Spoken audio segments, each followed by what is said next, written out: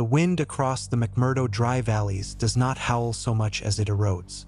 It is a sterile, kinetic force that has spent millions of years polishing the ventifex of the Transantarctic Mountains into jagged, aerodynamic shards. Here, the stratigraphic record is not buried beneath soil or forest, but locked within a cryosphere that defies the standard biological cycles of the rest of the planet. Underneath 5 million square miles of shifting, groaning ice lies a continent that, in the context of deep geological time, was only recently a sanctuary of temperate warmth. To look at the modern Antarctic is to look at a planetary scar where the evidence of a former world has been preserved in a deep freeze, waiting for the slow, mechanical gaze of ground-penetrating radar to peel back the layers of the Pleistocene and reveal the anomalous engineering buried beneath the weight of the sky. The transition from a lush, arboreal landscape to a desolation of frozen nitrogen and pressurized water was not the result of a million-year drift. The geological evidence suggests a violent, kinetic interruption.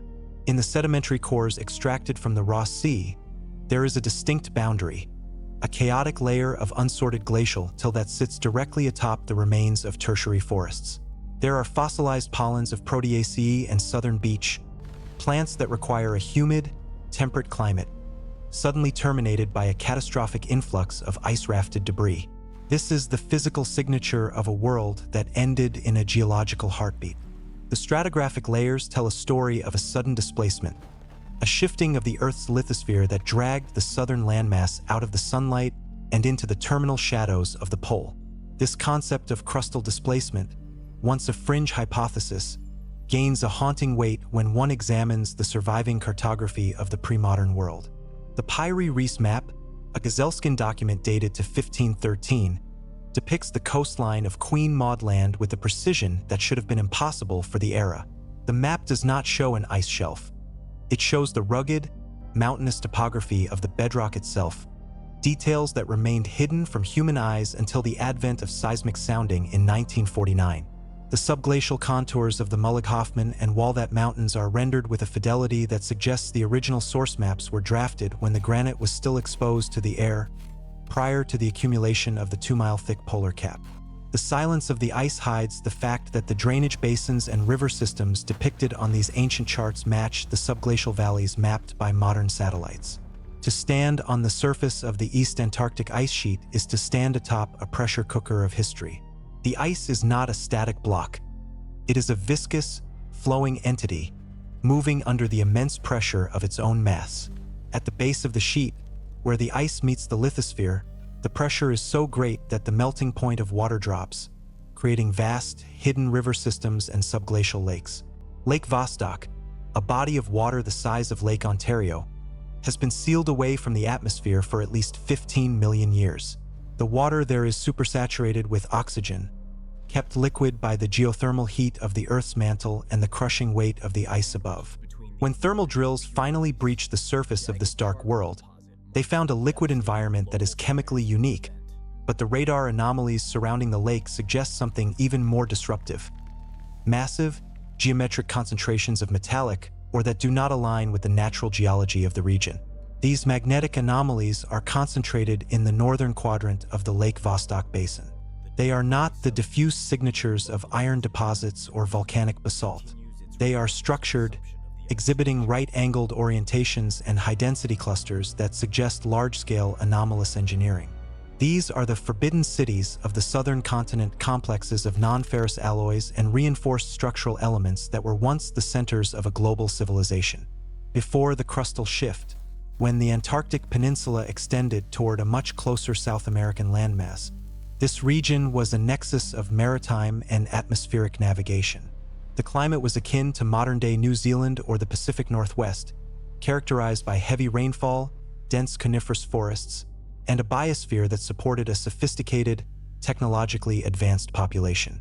The architecture of this lost epoch was dictated by the unique geology of the continent. The inhabitants did not build with the fragile materials of the later Bronze or Iron Ages. They utilized high-pressure vitrification, fusing the local granite and basalt into seamless, monolithic structures that could withstand the seismic instability of a shifting crust. These buildings were designed with an understanding of resonance and geomagnetics, tapping into the Earth's natural currents.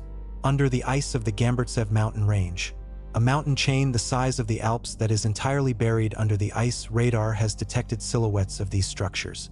They sit in the deep valleys, protected from the grinding force of the glaciers, preserved in a vacuum of sub-zero darkness. They are not merely ruins. They are time capsules of a localized technological apex that was terminated by a planetary repositioning. The physics of the flash freeze is recorded in the very structure of the ice crystals. When a mass of air from the high atmosphere is suddenly forced down toward the surface, a phenomenon known as a polar vortex collapse, the temperature can drop by 100 degrees in a matter of hours. During the final collapse of the previous geological era, the crustal displacement triggered a massive atmospheric shearing. The temperate forests of Antarctica were hit by a wall of air so cold that the moisture in the cells of the plants and the lungs of the fauna froze instantly, shattering the biological structures before they could decay. This is why, in the deeper layers of the ice, researchers find organic matter that is perfectly preserved, its chemical signature unchanged by the passage of 12,000 years. The ice did not grow over the land. It struck the land like a physical blow. Imagine the final days of that civilization. The sky would have turned a bruised, electric purple as the atmosphere reacted to the massive tectonic friction. The stars would have shifted their positions in the heavens as the very ground beneath their feet slid thousands of miles southward. The oceans would have risen in massive, kinetic surges, cresting over the coastal megaliths and filling the vitrified corridors with silt and salt water. Then, the cold arrived, a dry, absolute zero that turned the churning water into a solid tomb. The great ships of their harbors were locked in place, their hulls crushed by the expanding ice. The sophisticated gardens and the sprawling metropolitan centers were entombed under a falling shroud of white that would not melt for the next 10 millennia.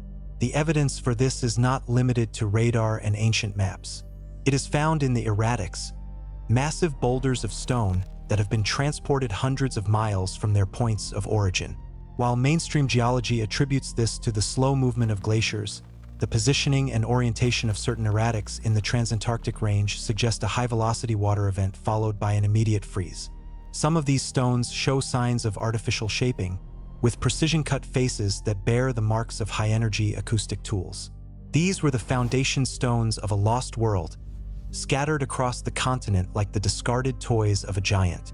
The modern exploration of these sites is governed by the Antarctic Treaty, a document that ostensibly protects the continent for scientific research but effectively cordons off the most anomalous zones from public scrutiny. Satellite imagery of the Wilkes Land Anomaly, a massive gravitational disturbance that suggests an object of immense density buried deep beneath the ice, is often redacted or blurred in public databases. This anomaly, which spans over 150 miles across, is consistent with a massive subterranean facility or a crashed vessel of unprecedented scale, its presence warping the local gravity field. The heat signatures detected in this region do not correspond to volcanic activity. They are localized, fluctuating, and suggestive of a power source that is still operational on some residual deep time scale. As we move deeper into the current interglacial period, the ice is beginning to surrender its secrets. The warming of the southern oceans is causing the grounding lines of the great glaciers to retreat, exposing the edges of the continent that have been hidden for epochs. In the melting permafrost of the South Shetland Islands, archaeologists have found fragments of non-natural alloys, materials that do not oxidize and exhibit a molecular structure that cannot be replicated in modern laboratories. These are the remnants of a material science that understood the interplay between matter and frequency, creating objects that were as much grown as they were manufactured. The weight of the ice is more than just a physical burden. It is a chronological barrier. Each centimeter of the ice core represents a year of planetary history, a record of every volcanic eruption, every solar flare, and every atmospheric shift. But at the bottom of the core, where the ice meets the ruins, the record becomes chaotic. The dirty ice at the base is filled with the pulverized remains of a world that was destroyed in a single afternoon. There are microscopic shards of glass, the byproduct of the intense heat generated by the crustal shift, and the isotopic signatures of heavy metals that do not occur naturally in the Antarctic shield. This is the fallout of a lost technological age, the chemical ghost of a civilization that harnessed the power of the atom or the ether, only to be silenced by the very planet they sought to master. The silence of Antarctica is not the silence of a void. It is the silence of a grave. Every expedition that ventures into the interior, every sensor that probes the depths of the ice, is a form of necromancy. We are trying to communicate with a ghost that is 5 miles deep. The structures we see on the radar screens, the pyramids of the Ellsworth Mountains, the geometric grids of the Mullig-Hoffman Range, are the monuments of a people who saw the stars differently than we do. Their orientation toward the pre-shift celestial pole suggests a deep understanding of precession and the long-term cycles of the Earth. They knew the shift was coming. The megalithic structures were an attempt to anchor their knowledge into the very bones of the Earth, hoping that one day, when the ice finally retreated, the survivors of the next cycle would find the keys to their own past. But the ice is a jealous guardian. It grinds the granite into flour, compresses the steel into ribbons. Only the most advanced materials, the most resonant geometries, have survived the passage of the Great Winter. As the katabatic winds sweep across the plateau, they carry with them the fine dust of this lost world, the silica and the carbon of a civilization that was once as vibrant and noisy as our own. We walk on the roof of their world, unaware that the ground beneath us is hollow, filled with the vaulted ceilings of a dead empire. The stratigraphic reality is that we are living in a brief window of stability. The Earth's crust is a fragile skin floating on a sea of molten rock, and the forces that dragged Antarctica to the pole are still at work.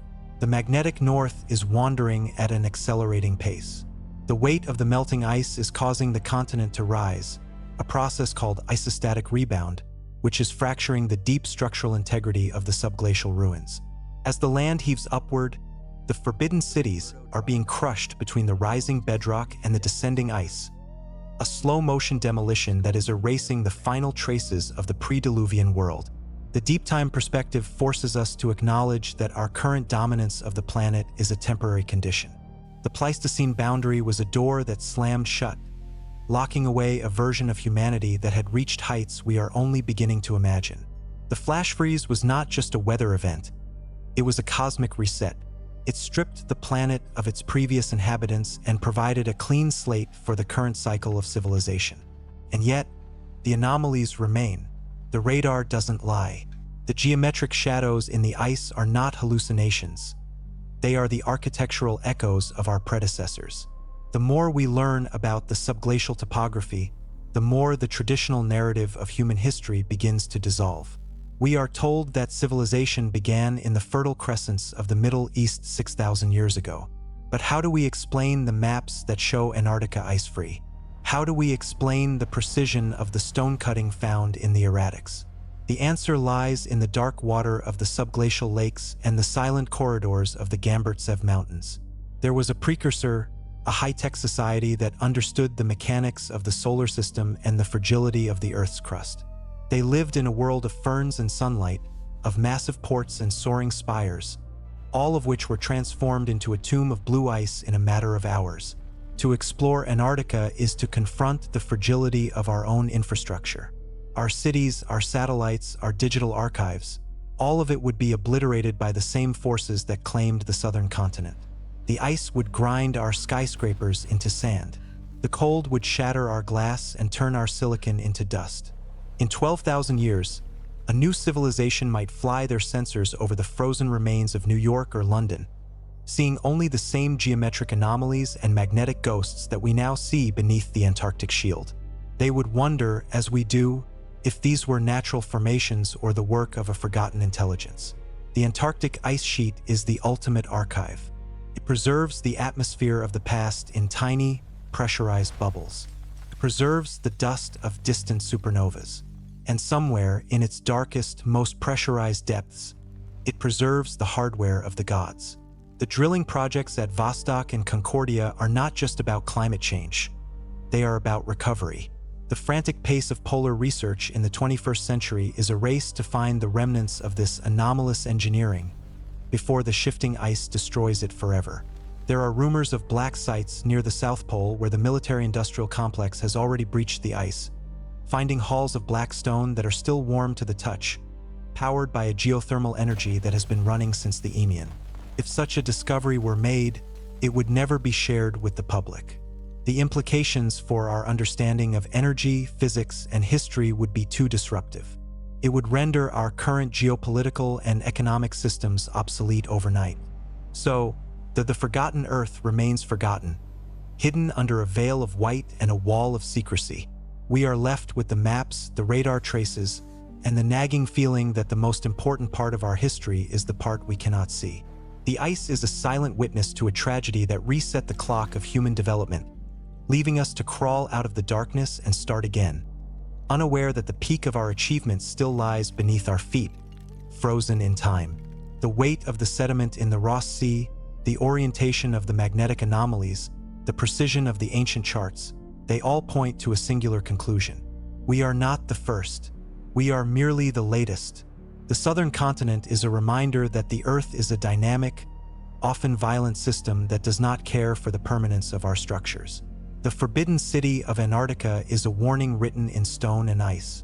It tells us that the world can change in a day, that the tropical can become the polar, and that everything we have built is just one crustal shift away from being entombed for the next eternity.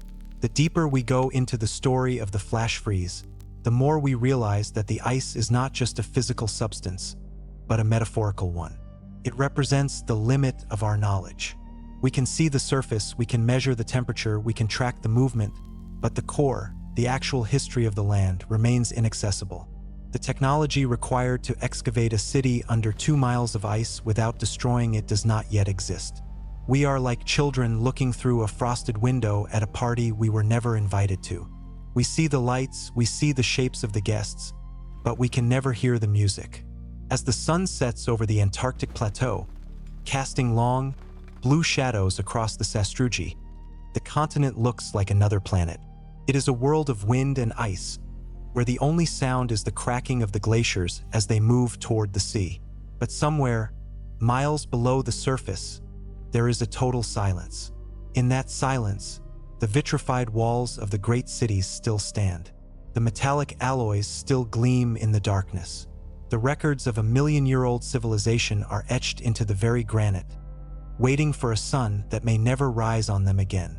The Antarctic is not a wasteland.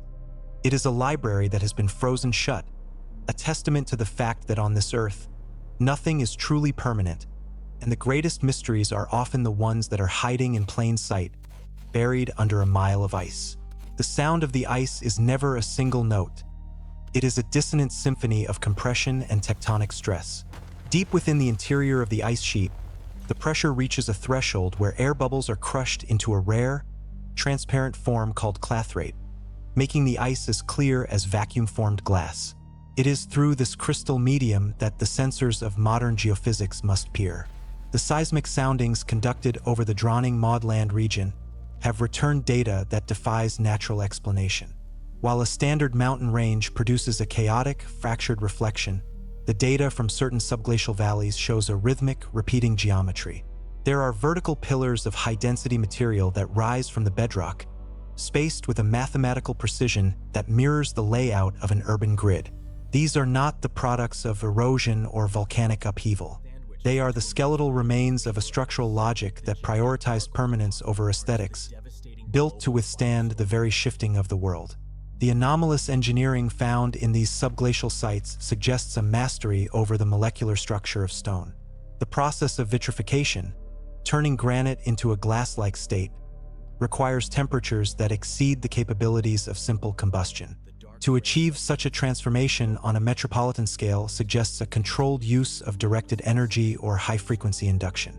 The walls of the structures detected beneath the ice are not assembled from blocks. They are seamless. They appear as though they were poured or extruded into place, with a surface finish that is molecularly smooth.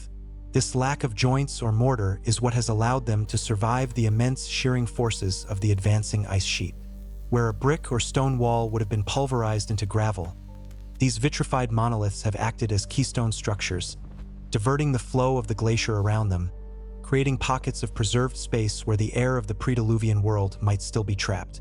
The chemical composition of these structures, as inferred from the trace elements found in the surrounding ice, includes isotopes that are not native to the Antarctic shield.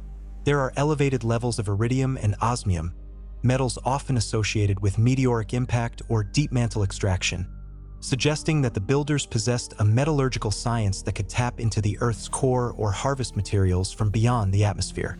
This civilization did not exist in isolation.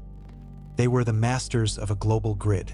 The orientation of the main thoroughfares in the Wilkes Land ruins aligns perfectly with the megalithic sites of the Andes and the Giza Plateau, forming a geometric network that spans the planet. This suggests that the crustal displacement was not a random accident, but a failure of a planetary-scale stabilization system that these precursors had implemented to manage the Earth's rotational axis. In the silence of the subglacial lakes, such as Lake Ellsworth or Lake Mercer, the water acts as a conductive medium. Researchers have detected low-frequency electromagnetic pulses emanating from the lake beds, signals that are too regular to be seismic noise and too deep to be atmospheric interference. These pulses correspond to the Schumann resonance of the Earth, but they are amplified, as if the structures beneath the ice are functioning as massive resonators. This leads to a chilling possibility that the technology of this forgotten era was not purely mechanical but bioresonant. Their cities may have functioned as giant tuning forks, harmonizing the population with the electromagnetic field of the planet. When the crust shifted and the poles were repositioned, this harmony was shattered, and the resulting energetic feedback may have contributed to the sudden, violent nature of the flash freeze. The biological record trapped in the ice cores supports this narrative of a sudden, energetic collapse. In the layers corresponding to the late Pleistocene, there is a sudden spike in microcharcoal and vitrified organic matter. This is not the result of forest fires, which would leave a different chemical signature, but of a high-energy atmospheric event. The proteins found in the frozen cellular remains of the local megafauna show signs of electroporation, a condition where the cell membranes are ruptured by a massive electrical discharge. This suggests that the same force that shifted the crust also ionized the atmosphere, turning the sky into a furnace for a few terrifying seconds before the cold of the upper atmosphere collapsed onto the surface. The inhabitants of the Antarctic cities would have seen the stars dance and the sky ignite before the wall of ice air silenced them forever. The sensory reality of exploring these subglacial corridors, if one could reach them, would be one of profound alienation. The air would be heavy with the scent of ozone and ancient dust. The walls, though dark, would have a faint, residual luminescence, a property of the vitrified stone that stores and slowly releases photonic energy. There would be no signs of the gradual decay we associate with ruins. There would be no rust, no rot, only the clean, cold lines of a geometry that feels off to the human eye, designed for a sensory spectrum that we no longer possess. The acoustics of these spaces would be perfect, designed to carry the human voice or a musical tone with zero attenuation, turning every hallway into a sanctuary of sound. The mapping of the Gamburtsev mountain range has revealed a series of voids, huge, cavernous spaces located miles beneath the ice. These are not natural caverns. Their ceilings are arched with a precision that mirrors the structural engineering of modern aerospace hangars. The volume of these spaces is immense, capable of housing entire fleets of transport vessels or massive atmospheric processors. The presence of these voids suggests that the civilization was not merely surface-bound. They had retreated into the bedrock itself, perhaps in an attempt to survive the very catastrophe they saw approaching. The radar profiles of these caverns show objects of high metallic density resting on the floors, shapes that are streamlined and aerodynamic, bearing no resemblance to any known maritime or aeronautical design from the historical era. The weight of the ice above these caverns exerts a pressure of nearly 400 atmospheres. Yet the voids remain stable. This implies that the materials used to reinforce the ceilings and walls possess a tensile strength far beyond that of carbon steel or titanium. This is the anomalous engineering that defines the forgotten Earth. It is a science of materials that treats the molecular lattice of matter as something to be tuned and harmonized. By aligning the atoms of the stone and metal, they created structures that were effectively indestructible, immune to the grinding of the glaciers and the crushing weight of the miles-deep ice. They built for eternity, and in the dark, cold depths of the Antarctic, they achieved it. As we examine the dirty ice at the base of the Taylor Glacier, we find microscopic fragments of these materials. Under an electron microscope, these fragments exhibit a quasi-crystalline structure, a pattern of atoms that is ordered but never repeats. This type of matter, which was only discovered by modern science in the 1980s, is exceptionally strong and heat-resistant. Finding it in a geological layer that predates the invention of the wheel is a profound contradiction. It suggests that the history we are taught is merely the second act of a much longer play. The first act was a high-tech epic that ended in a cryosphere, leaving behind only these microscopic shards and the massive silent shadows on our radar screens. The stratigraphic layers of the Antarctic are a ledger of failure. Each layer of snow that falls and is compressed into ice is a year of silence, a year that the world has spent forgetting what lies beneath. The transition from the Eemian interglacial to the Wisconsin glaciation is marked by a sudden, jagged change in the isotopic ratio of the ice. This is the marker of the Great Shift. It was a moment when the planetary equilibrium was lost, and the lush, green continent of the South was rebranded as a wasteland. The sediment at the bottom of the Weddell Sea contains the remains of tropical foraminifera, microscopic sea creatures that can only survive in warm water, which are suddenly replaced by polar species. There is no transition zone. The change is as sharp as a knife edge. This suddenness is what haunts the geological imagination. If the world can change that quickly, if a city can be turned into a block of ice in a single afternoon, then the stability of our current era is an illusion. We are living on a thin crust of time, floating over a deep ocean of forgotten catastrophes. The ruins in Antarctica are a mirror. They show us what happens when a civilization reaches its limit and the planet decides to move on. The Forbidden City is not forbidden by any human decree. It is forbidden by the laws of thermodynamics and the sheer, crushing weight of the water. The exploration of these sites is a slow, mechanical process. We use hot water drills to melt narrow boreholes through the ice, lowering cameras and sensors into the dark. What we find are glimpses, a flash of a metallic surface, the corner of a vitrified block, a magnetic spike that sends our instruments into a frenzy. These are the crumbs of a banquet that lasted for thousands of years. The artifacts we recover are often unrecognizable. They are components of machines whose purpose we can only guess at. They are non-ferrous, non-magnetic, and exhibit a strange memory property. If bent or deformed, they slowly return to their original shape when heated, a feat of molecular engineering that we are only beginning to replicate with smart alloys. The mystery of the Pyrie Reese sources becomes even more pressing when we consider the precision of the longitudinal measurements. Modern history tells us that longitude could not be accurately calculated until the invention of the marine chronometer in the 18th century. Yet, the ancient maps of Antarctica show the continent in its correct longitudinal relationship to South America and Africa. This requires a knowledge of the Earth's circumference and a sophisticated understanding of spherical trigonometry. The civilization that mapped Antarctica before the ice was not a primitive one. They were a global, seafaring culture with a level of cartographic skill that matches our own. They saw the world as a whole, a single, interconnected system that they navigated with ease.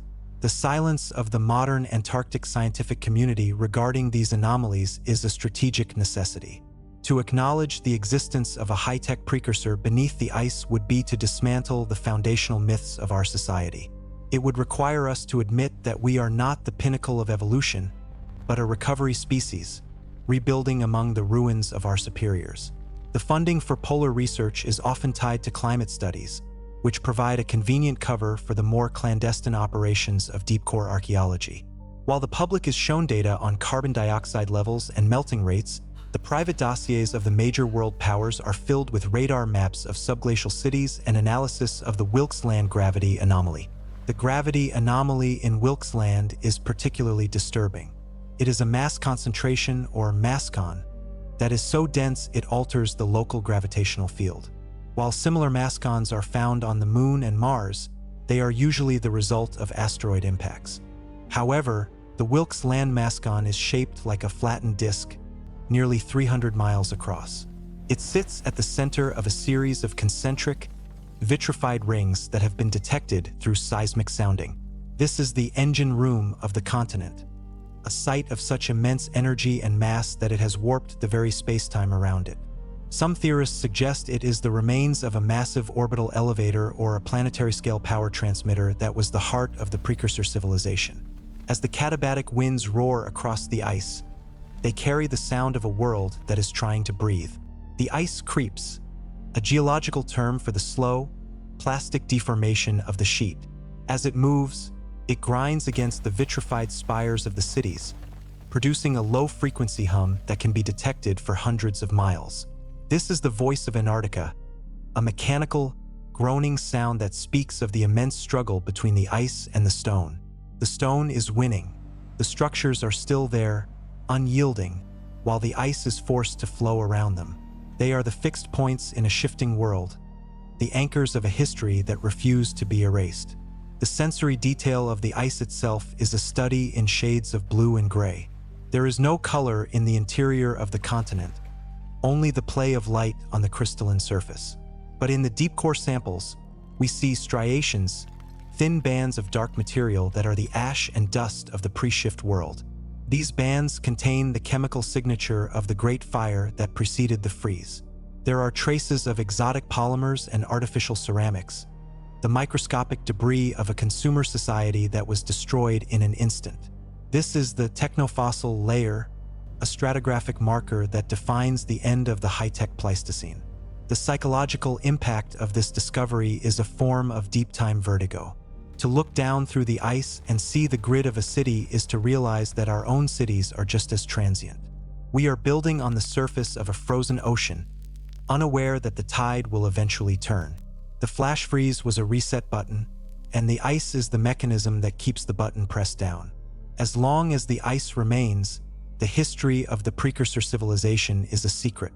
But as the planet warms and the ice retreats, the secret is slowly being revealed. The Forbidden City is beginning to thaw, and with it, the truth about our origin and our future. The movement of the glaciers is a conveyor belt of evidence. Every year, the ice delivers new fragments of the past to the edges of the continent. In the moraines of the Transantarctic Mountains, we find stones that have been worked with a precision that defies manual labor. There are blocks of diorite, one of the hardest stones on Earth, that have been cut with a kerf so thin it could only have been produced by a high-speed diamond saw or a laser. These are the discard piles of the great construction projects that once dominated the Antarctic landscape. They are found in association with the erratics, the massive boulders that were swept away by the kinetic surge of the crustal shift. The deep-time integration of this story requires us to look at the Earth not as a stable home, but as a dynamic vessel. The lithosphere, the crust we live on, is a collection of plates that are constantly in motion. But the crustal displacement theory suggests that under certain conditions, the entire crust can slide over the mantle like the skin of an orange sliding over the fruit. This would move entire continents by thousands of miles in a matter of days. For the inhabitants of Antarctica, this meant their temperate home was suddenly dragged into the polar circle. The sun would have set and never risen again. The rain would have turned to ice mid-air. The entire biosphere would have been snuffed out like a candle. The evidence for this displacement is found in the orientation of the magnetic minerals in the subglacial bedrock. They do not point toward the current North Pole. They point toward a location in the North Pacific, which was the North Pole 12,000 years ago. This paleomagnetic data is the smoking gun of the crustal shift. It proves that the land itself has moved, and with it, the history of everything that lived upon it. The vitrified cities are oriented toward this old pole, their streets and temples aligned with a sky that no longer exists. They are the monuments to a lost orientation, a forgotten alignment with the cosmos. The Forgotten Earth documentary would emphasize this sense of loss, not just of life, but of context. We are the survivors of a planetary trauma, and we are suffering from a collective amnesia. The ice is the physical manifestation of that amnesia. It is a thick, cold blanket that keeps us from seeing the scars on our own home. But the radar is our memory. The seismic probes are our recovery of the past. As we map the subglacial world, we are piece by piece reconstructing the story of who we were before the freeze. The texture of the subglacial stone, as seen through the few deep-bore cameras that have reached the bottom, is a matte, dark gray. It lacks the crystalline sparkle of natural granite. It looks processed. The surfaces are perfectly flat, and the angles are perfectly 90 degrees. There are conduits, hollow tubes of vitrified material that run through the walls, likely the remains of an integrated energy or communication network. These are the nerves and veins of the city, now empty and filled with subglacial silt. They are the pathways for a power that we can only dream of, a clean, infinite energy that was harvested from the Earth's own rotation or the vacuum of space. The silence of the subglacial environment is absolute. There is no wind, no biological life, only the slow, crushing sound of the ice. But in this silence, there is a presence. The Wilkes Land Anomaly is still there, its massive gravity well pulling at the Earth. The forbidden cities are still there, their vitrified walls holding back the weight of the sky. They are waiting. They have been waiting for 12,000 years, preserved in the most perfect museum ever created, a continent of ice. The physical properties of the ice at the grounding line, where the continental glacier finally meets the Southern Ocean, serve as a chaotic interface between two worlds. Here, the ice is not a pristine white. It is a bruised, translucent turquoise, saturated with the pulverized remains of the civilization that once occupied the coastlines. In these moulin formations, vertical shafts carved by meltwater, the strata are exposed like the rings of a fallen redwood. Within these layers, researchers have recovered microspherules of condensed carbon and fused silica.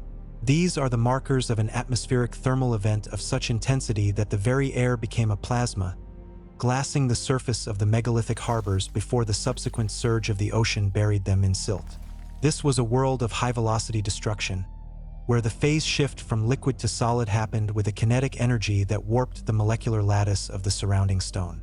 The engineering of the subglacial harbors, as detected by side-scan sonar through the ice shelves, reveals a mastery of fluid dynamics that modern civil engineering is only beginning to conceptualize. The seawalls were not vertical barriers. They were parabolic curves designed to dissipate the energy of a rising tide by converting linear motion into a controlled vortex. This suggests that the precursor civilization lived in a state of constant awareness of the ocean's power, perhaps even anticipating the rhythmic instabilities of the Earth's crust. The docks themselves are made of a non-porous, ceramic metallic composite that shows no signs of erosion from salt water or the grinding of sea ice. These structures are anchored directly into the plutonic bedrock, extending miles into the Earth, functioning as stabilizing pins for the coastal shelf. Below the surface of the Weddell Sea, under the floating ice of the Filchneron Shelf, the sonar returns show the outlines of scuttled vessels. These are not the wooden wrecks of the Victorian era. They are massive hydrodynamic hulls, some exceeding 1,000 feet in length, constructed from the same non-ferrous alloys found in the interior cities. Their placement is too regular to be accidental. They appear to have been docked or positioned in a defensive formation, perhaps as a final, desperate attempt to create a breakwater against the incoming tsunamis triggered by the crustal displacement. The silt that has filled these hulls is a microscopic graveyard of the pre-shift biosphere, containing the bones of tropical cetaceans and the seeds of flowering plants that have not seen the sun in 12 millennia. The transition from these coastal ruins to the high plateau cities is marked by a series of monolith corridors. These are perfectly straight, excavated paths through the mountain passes, some of which are now filled with pressurized ice. The walls of these corridors exhibit the same vitrification seen in the metropolitan centers, a smooth, obsidian-like finish that suggests the use of thermal boring equipment. The precision of these paths, which maintain a constant grade and heading for hundreds of miles, indicates a level of geodetic surveying that requires a satellite-based or high-altitude aerial reference system. This was a civilization that mapped its world from above, treating the rugged topography of the Antarctic as a canvas for a global infrastructure project. In the deepest parts of the Bentley subglacial trench, where the ice is at its thickest and most unstable, the radar has detected the central hub of the Wilkes Land complex. This is a tiered, hexagonal structure that descends into the crust like a subterranean stepped pyramid. The energy signatures emanating from this site are not thermal, they are gravitational. The mass concentration here is so intense that it creates a localized gravity well, causing the surface of the ice sheet above it to dip in a subtle, measurable bowl. This hub appears to have been the primary power distribution node for the continent, utilizing the pressure differential between the atmosphere and the Earth's mantle to generate a constant, clean flow of electrons. It is a machine the size of a city, a geomechanical engine that was silenced by the sudden repositioning of the lithosphere. The sensory experience of the deep freeze is most evident in the preserved biodomes, located in the protected valleys of the Queen Maud Land Range. These are natural depressions that were enclosed by the precursor civilization using transparent, high-tensile membranes, fragments of which have been recovered from the ice. Inside these domes, the air was kept at a constant, temperate humidity, allowing for the cultivation of a global flora. When the flash freeze occurred, the pressure of the falling sky shattered the membranes, and the sub-zero air rushed in. The result was a cellular suspension on a massive scale. Trees that were in the middle of their blooming cycle were turned into statues of carbon and ice. The sap froze mid-flow, preserving the delicate vascular systems of the plants in a state of perfect, crystalline stasis. To walk through these valleys today, if the ice were removed, would be to walk through a botanical garden that was murdered in a heartbeat. The acoustics of the ice sheet continue to baffle seismologists. There are ghost echoes that propagate through the lower layers, sounds that resemble the rhythmic operation of heavy machinery. While some dismiss these as the sounds of the ice grinding against the bedrock, the frequency stability of the noise suggests an artificial origin. It is as if the great machines of the Wilkes Land Hub are still trying to cycle, their vitrified gears locked by the weight of the miles-thick ice, yet still connected to a geothermal source that refuses to die. This is the mechanical heartbeat of a dead world, a low-frequency thrum that vibrates in the marrow of anyone who stands on the surface of the plateau long enough. The secrecy surrounding these findings is managed by a compartmentalized structure of international research. Each nation is given a sector of the Antarctic to study, but the data is funneled through a centralized clearinghouse that filters out any evidence of anomalous engineering before it reaches the academic mainstream. The blue ice runways of the interior are not just for supply planes. They are for the transport of recovered artifacts, the non-oxidizing alloys, the resonant crystals, and the biological samples that are being studied in climate-controlled laboratories in the Northern Hemisphere. These artifacts are the black gold of the 21st century, the keys to a technological leap that would change the nature of human existence. The stratigraphic record of the ice cores reveals that this was not the first time the Earth has undergone such a reset. Below the layer of the Great Shift 12,000 years ago, there are older layers, each separated by a period of glacial stability, that contain the same chemical signatures of high-tech destruction. This suggests a cyclical nature to the forgotten Earth. We are not a linear progression of progress. We are a pulse. Each civilization rises to a peak of technological mastery, only to be cleared away by the next crustal displacement, leaving a clean slate for the next iteration of humanity to begin its long crawl from the caves.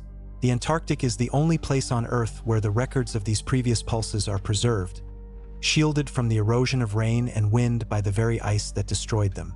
The texture of the dirty ice at the base of the sheet is a gritty, gray paste, composed of the pulverized remains of the precursor cities.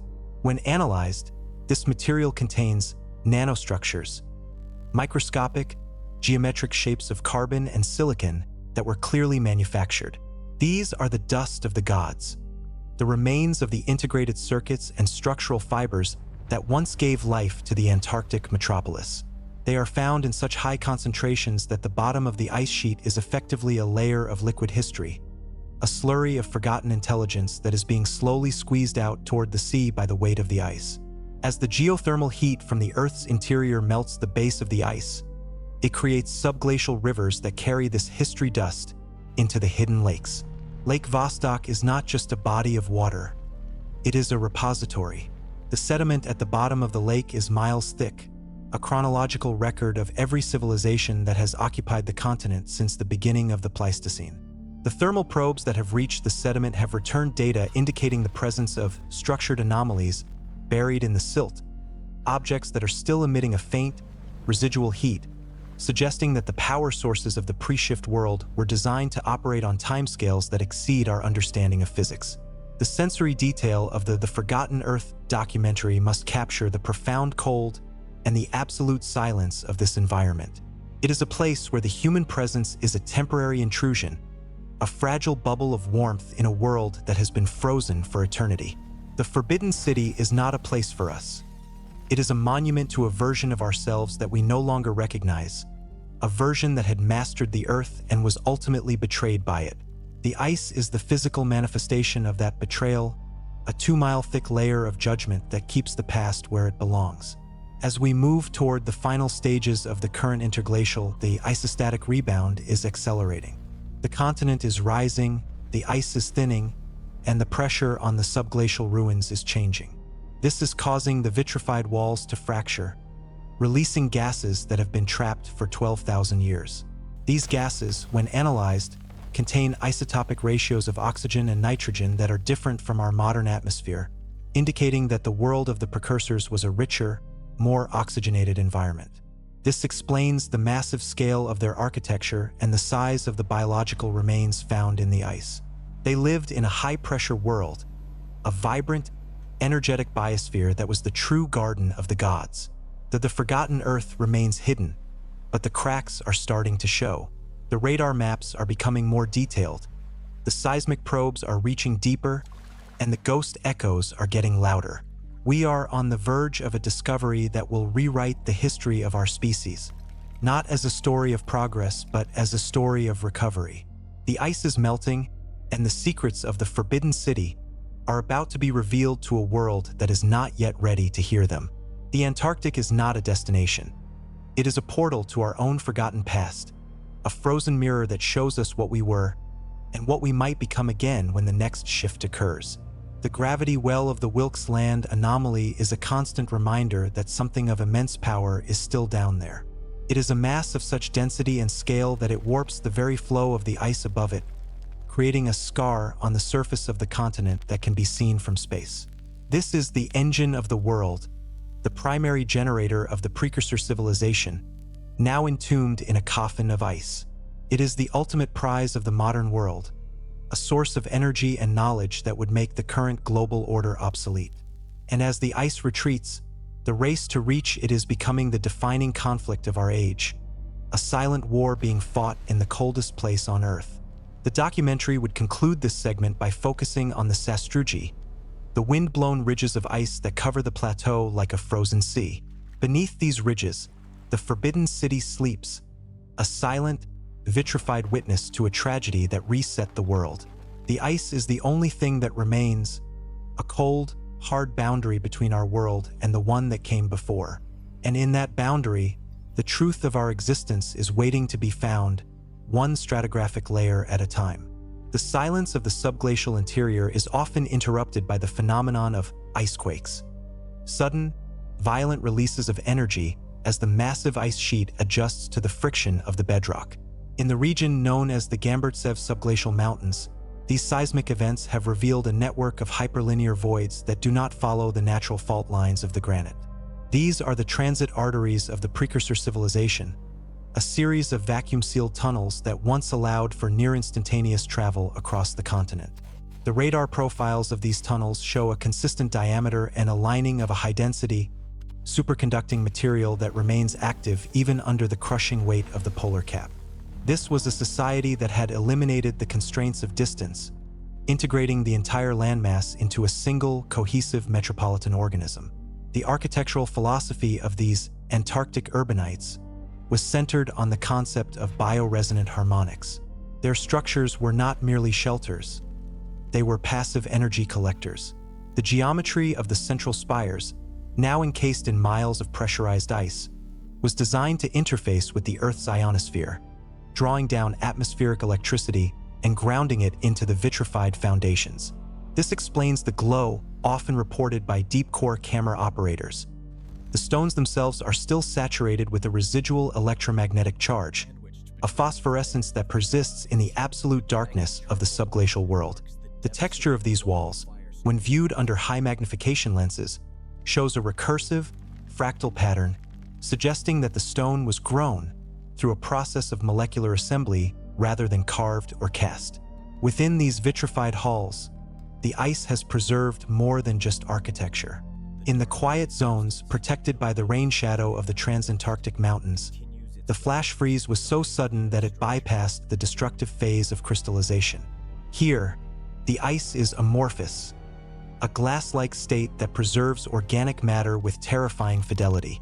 Recent thermal imaging has identified silhouettes within these zones, biological forms that do not match the skeletal structure of any known hominid. These precursors were taller, with a more robust bone density and a cranial capacity that exceeds the modern human average by nearly 30%. They are found in situ, often in positions of repose or at their workstations, their final moments captured in a stratigraphic snapshot of a civilization that never saw its end coming. The biological diversity found in these subglacial pockets is a direct contradiction to the ice house theory of Antarctic history. The ice cores have yielded DNA sequences for flora and fauna that belong in a subtropical rainforest. There are remains of giant ferns, broad-leafed evergreens, and avian species with plumage colors that have no business existing in a polar environment. This was a managed biosphere, a planetary garden that was maintained through the use of thermal anchors, large-scale geothermal heat exchangers that kept the Antarctic soil warm even as the rest of the planet entered the initial stages of the Pleistocene cooling. The Forbidden City was the heart of this terraforming project, a high-tech oasis that defied the encroaching shadows of the deep time cycles. The material science of the precursors is most evident in the data pylons found in the Wilkes Land complex.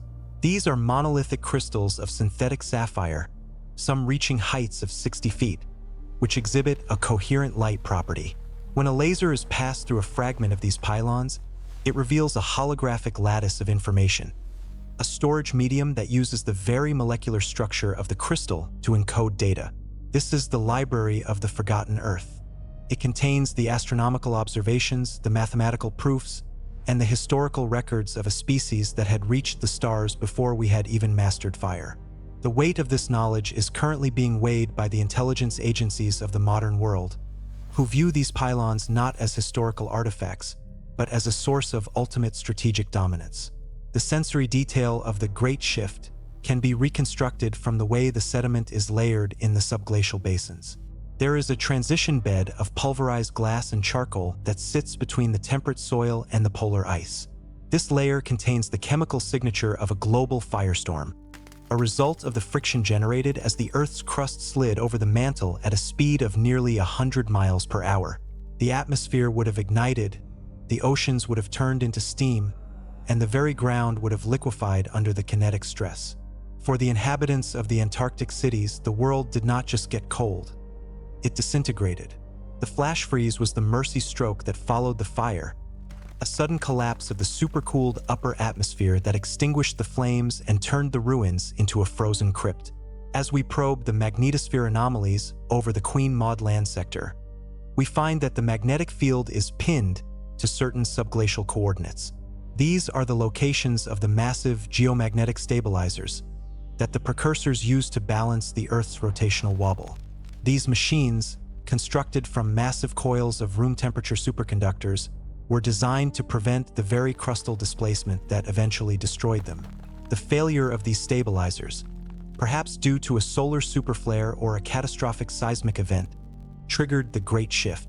The machines are still there, their silent coils still exerting a pull on the planet's magnetic field, creating blind spots in our satellite navigation systems and causing migratory birds to lose their way over the ice. The stratigraphic reality of Antarctica is that it is a continent of inverted history. The oldest records are at the top, in the form of the ancient maps and the myths of the Land of the Sun, found in the oral traditions of the Southern Hemisphere. The newest records are at the bottom, in the dirty ice and the vitrified ruins. This inversion challenges our understanding of progress, suggesting that we are living in the aftermath of a peak that we have yet to reach again. The Forbidden City is a reminder that technology is not a shield against the movements of the planet. Even a civilization that can grow its own stone and store its data in sapphire is vulnerable to the shifting of the lithosphere. The texture of the subglacial silt in the Lake Vostok Basin is a mixture of volcanic ash, pulverized ceramics, and the fine dust of 1 billion discarded lives. When processed, this silt reveals technofossils, microscopic gears, fiber optic filaments, and the remnants of integrated circuits that utilize light instead of electrons. These are the crumbs of the gods, the debris of a consumer society that was as complex and cluttered as our own.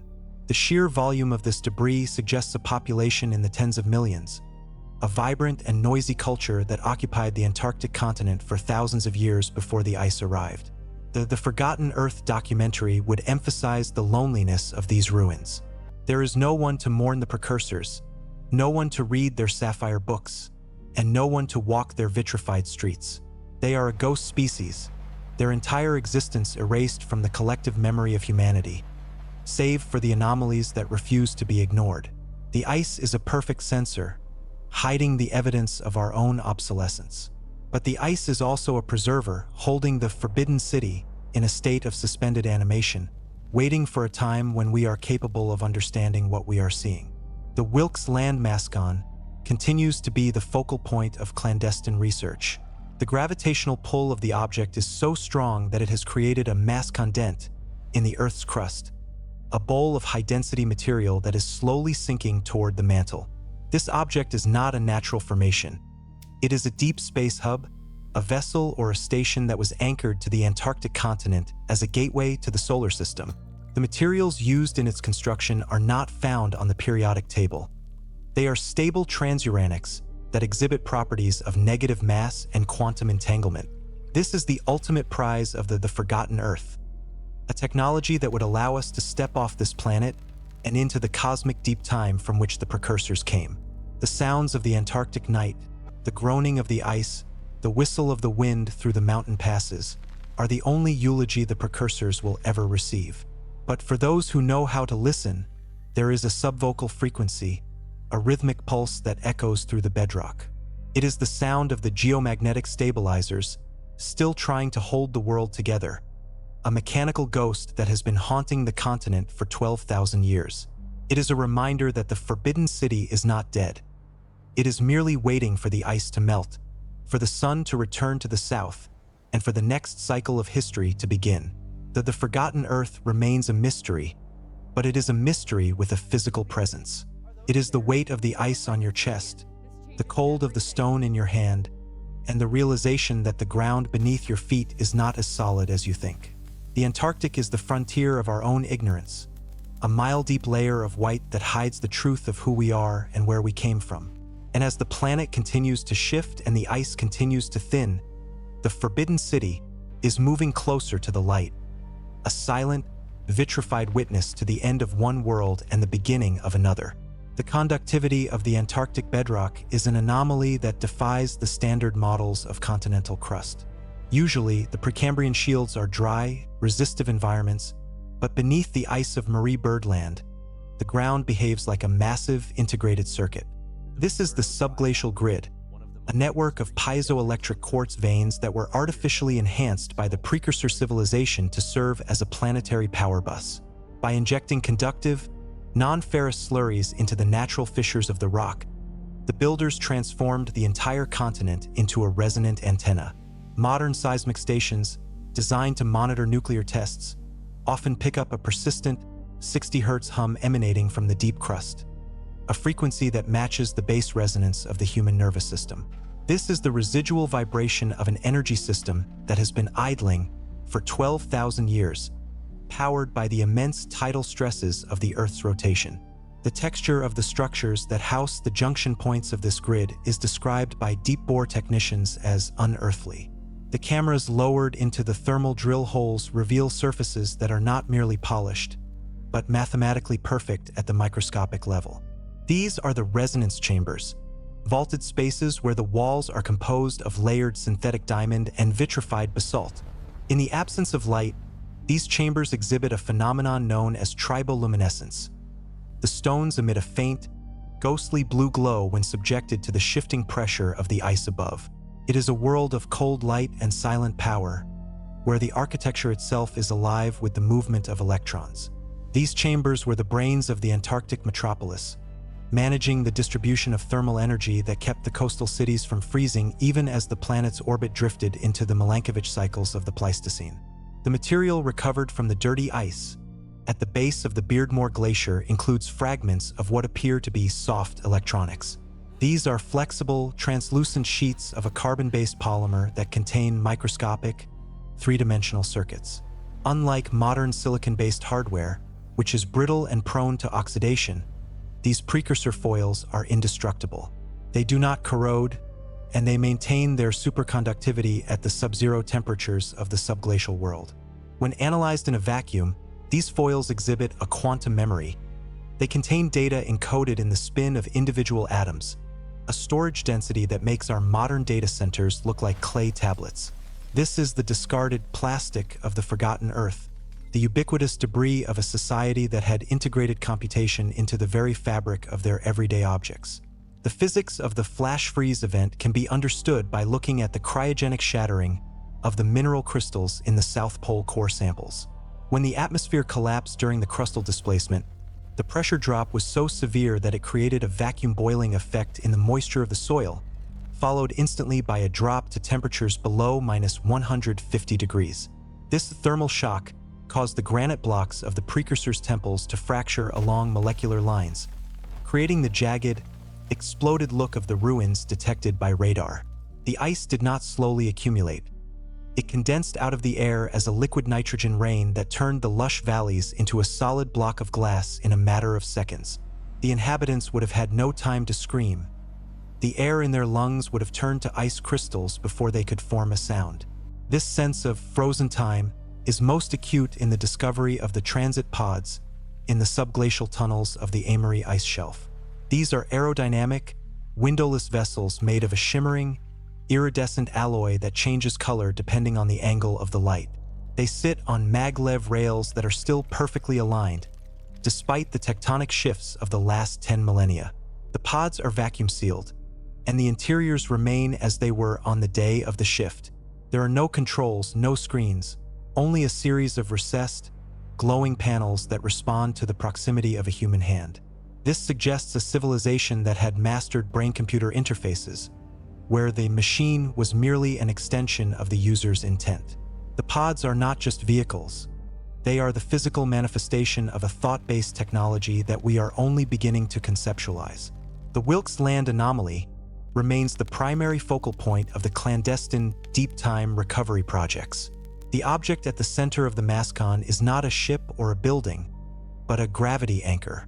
It is a massive, rotating torus of collapsed matter, essentially a microscopic black hole stabilized by a field of exotic particles. This was the engine of the world, a device designed to lock the Earth's crust to the mantle, preventing the very displacement that eventually occurred. The failure of the anchor, perhaps due to a deliberate act of sabotage or an unforeseen solar resonance, is what allowed the lithosphere to slide. The anchor is still there, its rotation slowed but not stopped, exerting a gravitational pull that distorts the flight paths of modern satellites. It is the heart of Antarctica, a dark, heavy secret that sits at the center of a mile-deep maze of ice and vitrified stone. The sensory detail of the Forgotten Earth documentary must also focus on the acoustic shadows of the interior. In certain parts of the Transantarctic Mountains, the geometry of the peaks and the subglacial valleys creates a null zone where sound does not travel. This was not a natural occurrence. It was a deliberate engineering feat designed to create zones of absolute silence for the practice of harmonic meditation, a core component of the precursors' culture. They believed that the human mind could interface with the Earth's core through specific sound frequencies, and these silent valleys were their cathedrals. The radar has detected focusing lenses made of transparent quartz buried in the ice of these valleys, devices that were used to concentrate the Earth's natural infrasound into a single, transformative point of energy. The stratigraphic ledger of the Antarctic ice sheet is a record of a global erasure. In the layers corresponding to 12,800 years ago, the Younger Dryas boundary, there is a massive influx of extraterrestrial isotopes, helium-3, nickel, and iridium.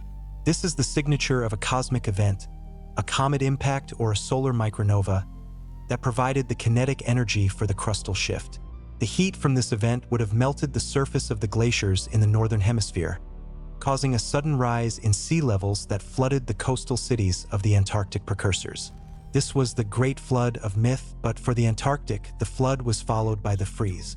The water that surged into the vitrified streets was instantly turned into ice, sealing the Forbidden City in a transparent tomb that would eventually be covered by miles of falling snow. The texture of the sub-ice water in the hidden lakes is chemically distinct from any other water on Earth. It is heavy water, enriched with deuterium, a byproduct of the precursor's fusion-based energy economy. The lakes are not just bodies of water. They are fuel tanks, the residual waste of a civilization that powered its world with the very atoms of the ocean. This explains why the water remains liquid at temperatures far below freezing. It is a chemical brine that has been tuned to resist the cold. The life forms that exist in these lakes, microscopic organisms that utilize sulfur and radiation instead of sunlight, are the descendants of the bioengined microbes the precursors used to clean their industrial waste. They are the only living link to the forgotten Earth, surviving in the dark, pressurized depths of a world that was never meant to be hidden. The documentary would highlight the isostatic rebound as the final act of this geological drama. As the ice melts and the weight is lifted, the continent is springing back up. This is causing the vitrified ruins to rise toward the surface, like a body floating up from the bottom of a lake. In the next few centuries, the tops of the highest spires will begin to pierce the surface of the ice sheet, appearing as nunataks of black glass in the middle of the white plateau. This will be the great unveiling, a moment when the history of the precursors can no longer be hidden by governments or treaties. The Forbidden City will become a public monument, a silent teacher that tells the story of a civilization that reached for the stars and was pulled back down by the very Earth it tried to control.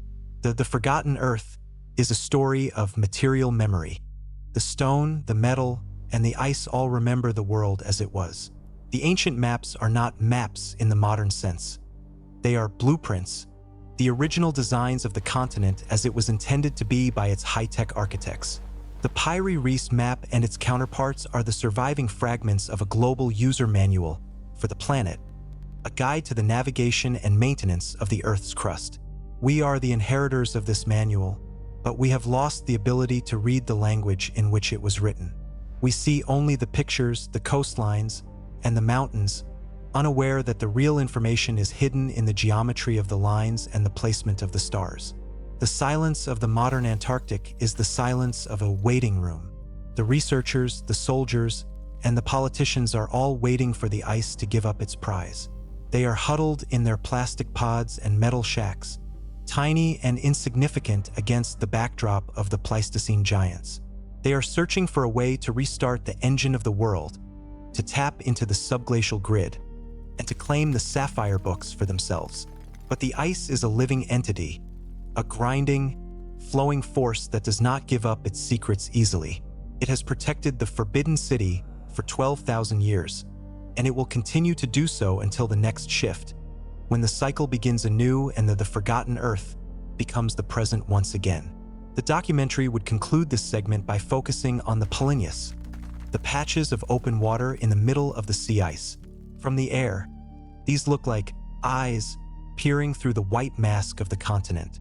They are caused by the upwelling of warm water from the subglacial thermal anchors, a sign that the Forbidden City is still breathing. The heat of the precursors is still there, a faint, subterranean pulse that refuses to be extinguished.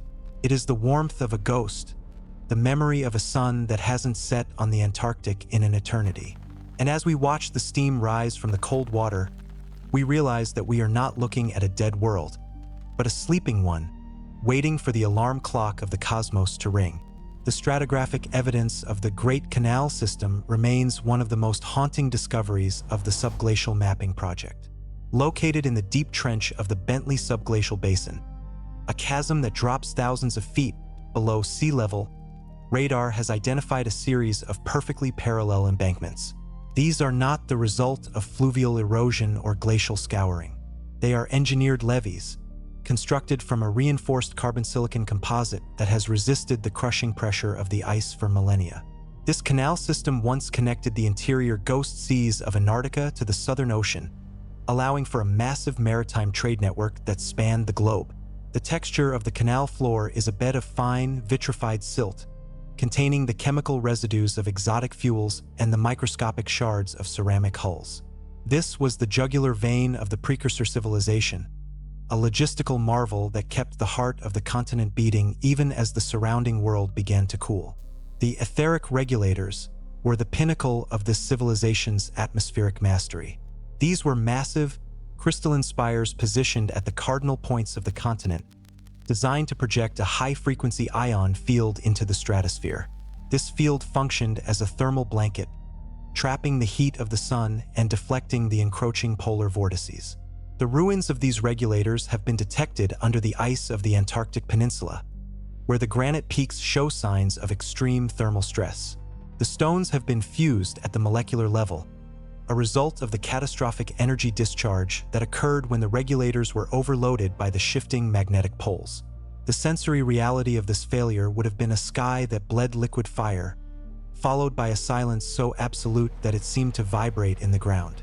The failure of the regulators turned the Terra Australis into a meat locker in a matter of hours. Beneath the South Pole itself, directly under the Amundsen-Scott Station, lies the administrative spire. This is a vertical structure that extends 3 miles into the bedrock, its tip just hundreds of feet below the modern ice surface. The radar profile shows a tiered, tapering geometry with internal chambers that are filled with a highly pressurized, noble gas. These chambers appear to be data vaults, designed to preserve the collective knowledge of the precursors in a state of cryogenic immortality. The IceCube Neutrino Observatory, ostensibly a project to study cosmic rays, is positioned directly over this spire. The true purpose of the detector's strings, thousands of digital optical modules buried deep in the ice, is to intercept the low-frequency neutrino pings emanating from the vault. These pings are a form of deep-time digital broadcast, a slow-release transmission of the precursor's history, sent in a language of subatomic particles that bypasses the limitations of light and radio. The recovery of vitrified bone fragments from the moraines of the Ross Ice Shelf provides a harrowing look at the biological cost of the Great Shift. These fragments are not petrified in the traditional sense. They have been turned into a form of biological glass. Under an electron microscope, the cellular structure of the bone is perfectly preserved, but the calcium has been replaced by a translucent, high-strength polymer. This is the signature of an ionizing flash, an event where a massive burst of gamma radiation or a localized plasma discharge transformed the living tissue of the inhabitants into a permanent, structural material. These fragments are often found in association with tool shards, small, jagged pieces of non-ferrous alloys that exhibit a molecular edge only a few atoms thick. These were the everyday implements of the precursors, now scattered like confetti across a continent of ice. The modern clandestine operations in Antarctica are not merely about archaeological curiosity. They are about bioprospecting. The arcs detected under the ice of the Wilkes Land sector are not ships, but massive underground repositories of genetic information. These arcs contain the seeds of the pre-shift world, not just plant life, but the complete genomic sequences of the precursor species and their bioengineered servants. The major world powers are engaged in a silent race to decode these sequences, hoping to synthesize the high-pressure physiology of the precursors. This would allow for a new generation of humans capable of surviving in extreme environments, from the deep ocean to the vacuum of space. The Forbidden City is thus a biological library, a repository of life that was designed to be opened only when the next cycle of civilization reached a sufficient level of technological maturity. The sensory detail of the subglacial thermal vents reveals a world that is still geologically active beneath the ice. These vents, located along the West Antarctic Rift System, release a constant stream of superheated water and minerals into the subglacial lakes. This creates a convection cell within the ice sheet, a localized zone of warmth that prevents the ice from grounding on the ruins. In these warm pockets, the vitrified walls of the cities are kept clean of silt, their dark, obsidian-like surfaces reflecting the faint light of the geothermal glow. The air in these pockets is rich in argon and helium, a chemical fingerprint of the deep mantle gases that the precursors used to power their thermal anchors. To enter one of these pockets would be to step back into the Miocene, a world of damp heat and metallic scents, hidden away from the freezing winds of the surface.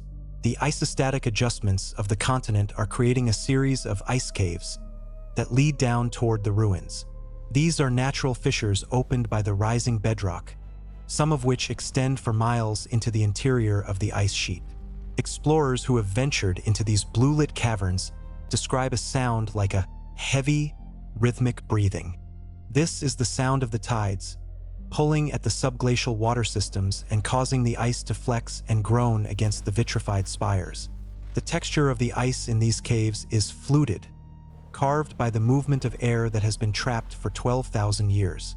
This air carries the scent of the past, a dry, ozone-heavy aroma that is unlike anything found in the modern atmosphere. It is the breath of a world that was buried alive, a world that is slowly starting to stir as the weight of the Pleistocene is lifted. The Forgotten Earth documentary must address the concept of precessional alignment. The precursors were obsessed with the 26,000-year cycle of the Earth's axis, a cycle they called the Great Year. Their cities are oriented not just toward the old pole, but toward the positions of the stars as they will appear at the end of our current cycle. This suggests that the Great Shift was not a singular catastrophe, but a predictable rhythmic event. The precursors built their vitrified monuments to serve as chronometers, devices that would allow future generations to track the progress of the cycle and prepare for the next repositioning of the crust. The Forbidden City is a giant clock, its gears made of stone and its hands made of light, ticking away the millennia until the sun returns to the Southern Cross and the ice finally surrenders its grip. The stratigraphic reality is that we are approaching the apex of the interglacial.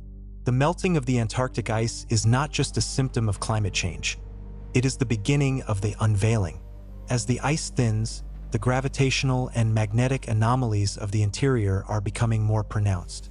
The Wilkes Land Gravity Well is starting to fluctuate, its rotation accelerating as the pressure of the ice decreases. This is causing a localized warping of the time-space continuum, a phenomenon that has been reported by pilots as temporal slippage, moments where their instruments show they have traveled hundreds of miles in a matter of seconds. The engine of the world is waking up, and its restart is triggering a series of energetic feedback loops that are being felt across the entire planet. The texture of the subglacial bedrock in the region of the Transantarctic Mountains is a mosaic of natural granite and artificial composites. In some areas, the stone has been layered with sheets of a gold-copper alloy that functions as a planetary scale grounding strap. This was the aura of the city, a protective shield that neutralized the effects of solar flares and cosmic radiation. The alloy has been polished by the movement of the ice, creating a surface that is as reflective as a mirror. When the radar hits these layers, it produces a flare in the data, a blinding spike of energy that obscures the structures beneath. This is a deliberate stealth feature of the precursors' architecture, a way to hide their most sensitive facilities from any form of remote sensing, whether it be from a satellite or a prying human mind. The Forgotten Earth remains a silent witness to our own future.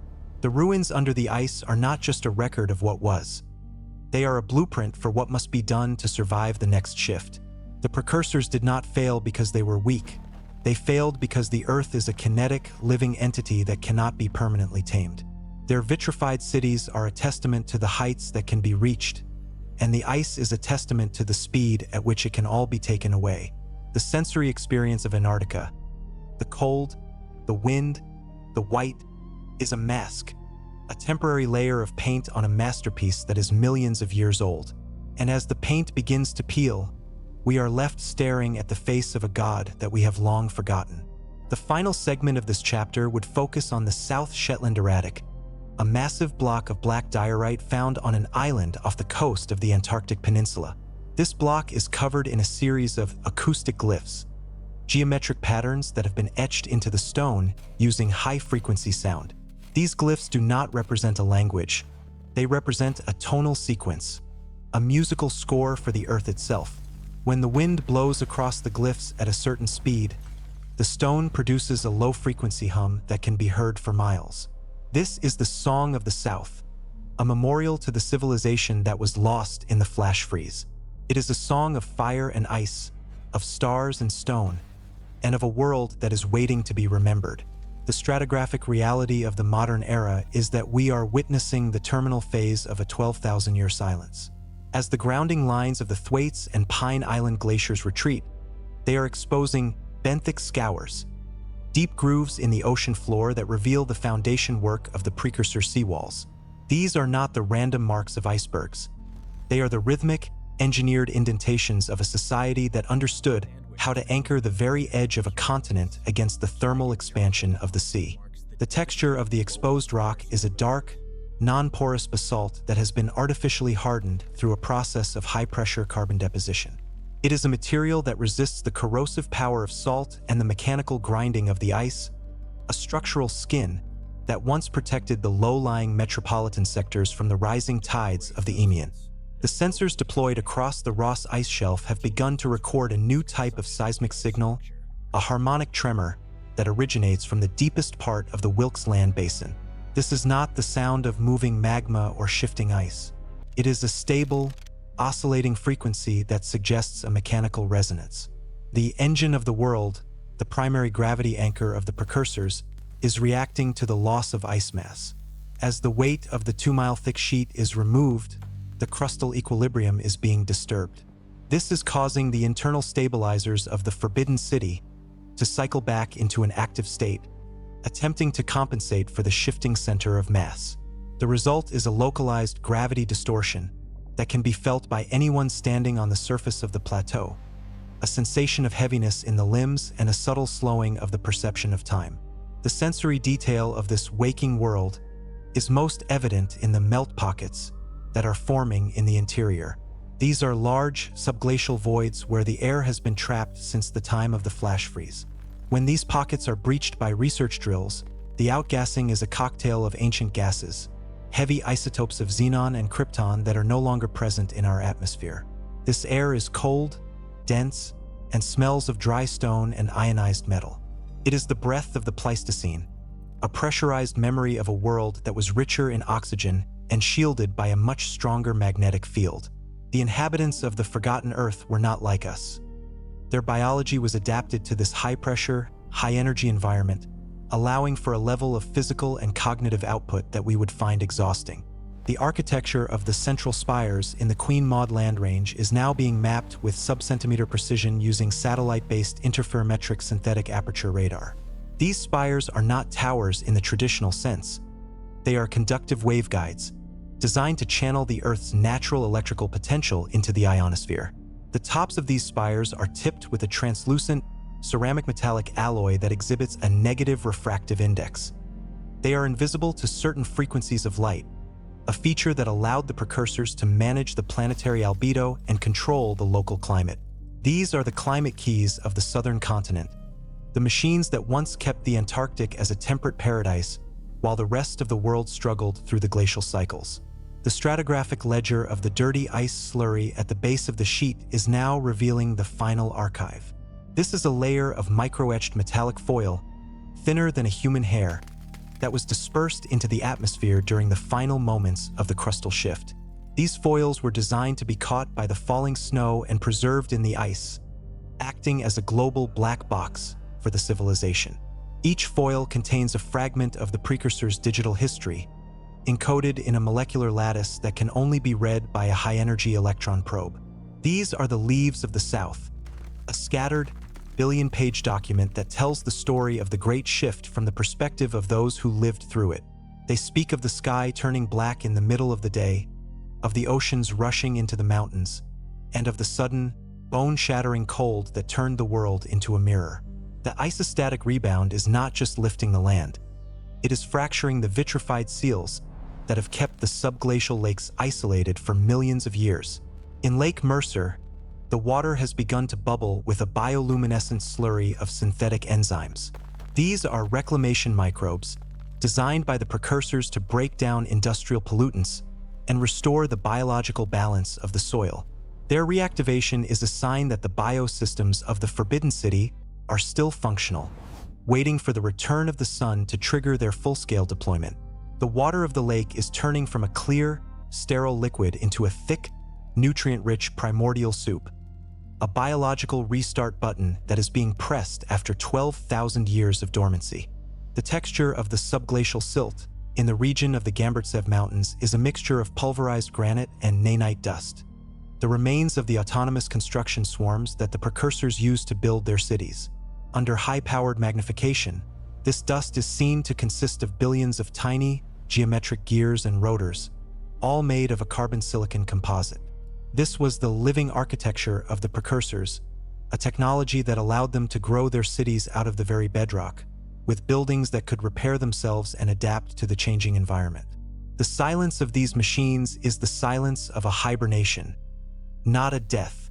They are waiting for the correct acoustic trigger, a specific frequency transmitted through the bedrock, to begin the process of reconstruction. The Forgotten Earth documentary concludes by focusing on the Polynya of the South, a massive opening in the sea ice that has appeared over the Wilkes Land Anomaly. The water here is steaming, heated by the thermal discharge of the gravity anchor as it spins back up to operational speed. From space, this opening looks like a dark eye staring out from the white face of the continent. It is a look into the past and a warning for the future. The ice is a temporary condition. The Forbidden City is the reality. The southern continent is not a wasteland. It is a sleeper colony, a massive, high-tech sanctuary that is about to rejoin the world. The deep-time integration of this story requires us to accept that our history is circular, not linear. We are the survivors of a planetary reset, living in the intershift period of a cycle that is millions of years old. The Antarctic is the graveyard of our predecessors and the cradle of our successors. The weight of the ice is the only thing that separates us from the truth of our own origin. As the katabatic winds sweep across the sastrugi, they carry the echoes of a world that was louder, brighter, and more powerful than our own. A world that was silenced in a day, but never truly erased. The Forbidden City is beginning to glow. The vitrified walls are shedding their layers of ice. The sapphire books are being read by the neutrinos that pass through the Earth. The Forgotten Earth is no longer a mystery. It is a physical, tangible presence that is rising from the depths. We are standing on the roof of a world that is about to wake up, and when it does, the history of humanity will have to be written from the beginning. The ice was a mercy, a cold, white blanket that allowed us to sleep and forget. But the morning has come, the sun is returning to the south, and the Forbidden City is ready to receive its new inhabitants. The weight of the sediment, the orientation of the stones, the hum of the machines, all of it points to the same conclusion. We are not the first. We are merely the latest, and the ice is the only judge we will ever have.